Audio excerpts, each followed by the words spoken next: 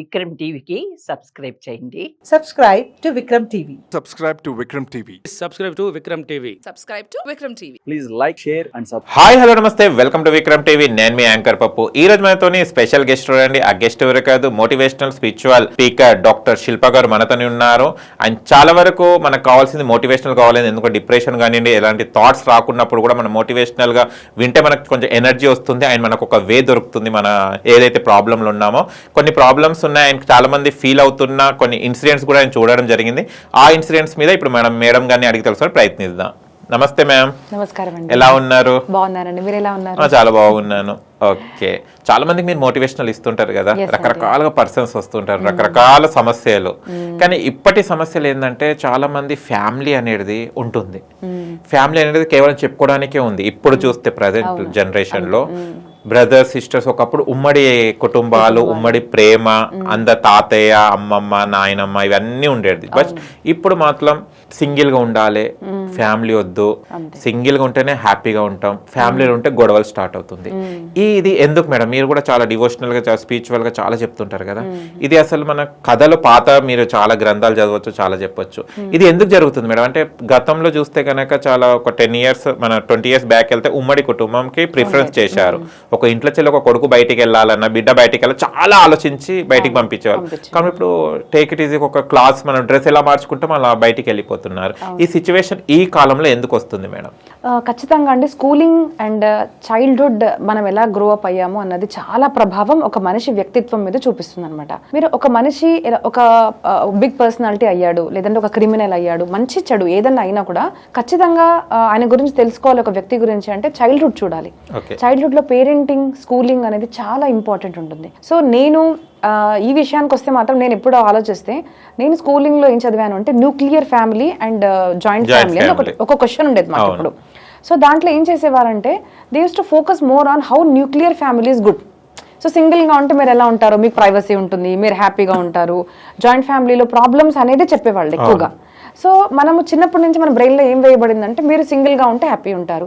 మీరు nuclear family అంటే కూడా ఏంటి, నువ్వు నీ భర్త, అదే భార్య భర్తలు పిల్లలు, మీరు హ్యాపీగా మీరు ఉంటేనే మీరు హ్యాపీగా ఉంటారు. జాయింట్ ఫ్యామిలీలో ఇట్లాంటి ప్రాబ్లమ్స్ ఉంటాయి అని అంటే నా జనరేషన్ వరకు వస్తే నేను ఇదే నేర్చుకున్నాను కాబట్టి నాకు కూడా అలాగే అనిపించేది. బట్ వేరే పర్సనల్ లైఫ్లో చూస్తే మాత్రం మాది చాలా పెద్ద కుటుంబం అనమాట. మేము 4 sisters 1 brother, పెద్ద ఫ్యామిలీ. మేము ప్రతి ఫెస్టివల్కి కూడా బాబాయ్ పిన్ని వాళ్ళ కాల్ చేయడము, ఇట్లా అంటే అందరితో కలిసిమెలిసి ఉండే అలవాటు మా అమ్మ నాన్న మాకు పెట్టారు. కాబట్టి మాకు అది నేను ఎప్పుడు ఆలోచించేదాన్ని, నేను ఇలా నేర్చుకున్నాను కానీ ఇలా హ్యాపీగా ఉన్నాం కదా మేమైతే. సో నాకు ఎప్పుడు ఇలాగా అనిపించేది అనమాట.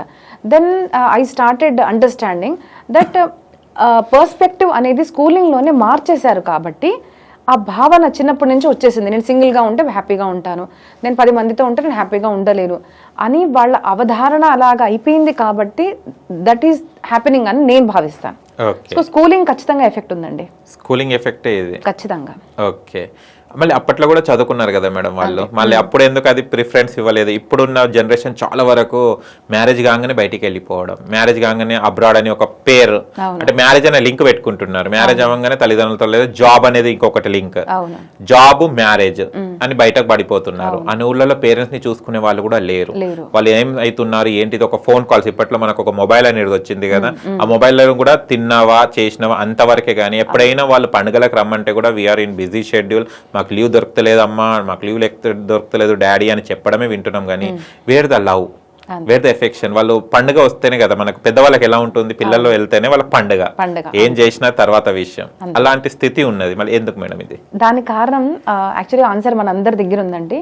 ఇప్పుడు మనం చేసే వేషధారణ కానివ్వండి, అంటే మన మేకప్, మన హెయిర్ స్టైల్, మన డ్రెస్సింగ్, మన సింపుల్ శారీ, మన సింపుల్ ఇయర్ రింగ్స్. ఒక ఆడపిల్లగా చెప్తున్నాను నేను, ఆ హీరోయిన్ ఇది వేసుకుంది అనగానే యూట్యూబ్లో, ఇన్స్టాగ్రామ్లో, మూవీస్లో వాళ్ళు ఇలా వేసుకున్నారు, నేను అలా ఉండాలి. ఆ హీరోయిన్ ఇలా వేసుకుంది, నేను ఇలా అవ్వాలి.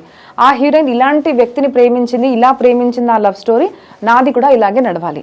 So I can say Tollywood, Bollywood has lot of impact on all of us, మన అందరి మీద ఉంది.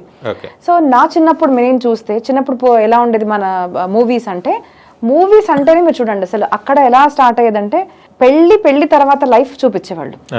పెళ్లి తర్వాత లైఫ్, అత్త మామలు, చుట్టాలు, వాళ్ళతో ఉన్న ప్రాబ్లమ్స్, వాళ్ళు ఎలా డీల్ చేశారో, అప్పుడు ప్రాబ్లమ్స్ ఉన్నప్పటికీ కూడా ఒక హ్యాపీ ఫ్యామిలీగా ఎలా అయ్యారు అనేది మన బ్లాక్ అండ్ వైట్ మూవీసే కాకుండా కూడా మన రమ్యకృష్ణ, సౌందర్య ఇలాంటి వాళ్ళు ఉన్న మూవీస్లో కూడా ఒక ఫ్యామిలీ అనేది ఉండేది. ఇంపార్టెన్స్ టు అంటే దానికన్నా అంటే నేను పుట్టక ముందు కూడా నేను కనుక ఆలోచిస్తే జయసుధా గారి మూవీస్ కూడా నేను ఇట్లాంటివి చాలా ఇప్పుడు రీసెంట్లో చూశాను. పాత మూవీస్ ఏంటిది అంటే నేను సింగిల్గా ఉంటాను అంటే తన తర్వాత అర్థం చేసుకోవడము, అరే అసలు ఉమ్మడి కుటుంబంలో ఉన్న సుఖము సింగిల్గా ఉన్న దాంట్లో లేదు అన్నది మూవీస్లో బాగా చూపించేవాళ్ళు. ఇప్పుడు మూవీస్ ఎలా ఉన్నాయి చెప్పండి? ఇప్పుడు మూవీస్లో మ్యారేజ్ అన్న కాన్సెప్టే లేదు. ఇప్పుడు మూవీస్లో అఫైర్ అన్న కాన్సెప్ట్ బాగా ఉంది. ఇప్పుడున్న మూవీస్లో చీటింగ్ అన్న కాన్సెప్ట్ ఉంది. ఇప్పుడున్న మూవీస్లో డ్రింకింగ్, స్మోకింగ్, పార్టీ చేసే కాన్సెప్ట్ బాగా ఉంది. సో మనం ఏం చేస్తున్నామంటే మనం వాళ్ళని యాక్టర్స్ లాగా కాకుండా హీరో హీరోయిన్స్ అనుకుంటున్నాము. వాళ్ళు హీరో హీరోయిన్స్ కాదు. హీరో అంటే ఎవరండి? ఒక ఐడల్ మన ముందు మనం ఎవరిలాగా ఉండాలి అనుకుంటున్నామో అలాంటి వ్యక్తిత్వాన్ని మనం హీరో అంటాము. బట్ ఇప్పుడు మనము ఎవరిని హీరోగా భావిస్తున్నాము? Sorry, I don't want name any hero, కానీ అది అల్లు అర్జున, అది ఇంకో హీరోనా, ప్రభాస, వీళ్ళు అన్నది కాదు. It is all depending upon the direction are the movie concept. ఎలా చూపిస్తున్నారు ఒక హీరో హీరోయిన్ అంటే మ్యారేజ్కి ముందే ఇవన్నీ చూపిస్తున్నారు. సో మనకు మ్యారేజ్ అన్న కాన్సెప్ట్ మూవీస్లో కూడా లేదు కదా, అక్కడ దాకా అసలు రావట్లేదు. ఒక ఫ్యామిలీకి వాల్యూ ఇచ్చేది కూడా లేదు కదా. సో మూవీస్లో ఏది చూస్తున్నారో మనం అదే చేస్తున్నాము. సో చాలా పేరెంటింగ్ అన్నది కానివ్వండి, స్కూలింగ్ అన్నది కానివ్వండి, ఒక డిజిటల్ మీడియా కానివ్వండి, మూవీస్ అన్న ఎఫెక్ట్ మనిషి మీద చాలా ఉంది.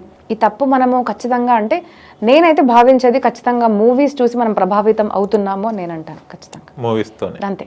ఓకే.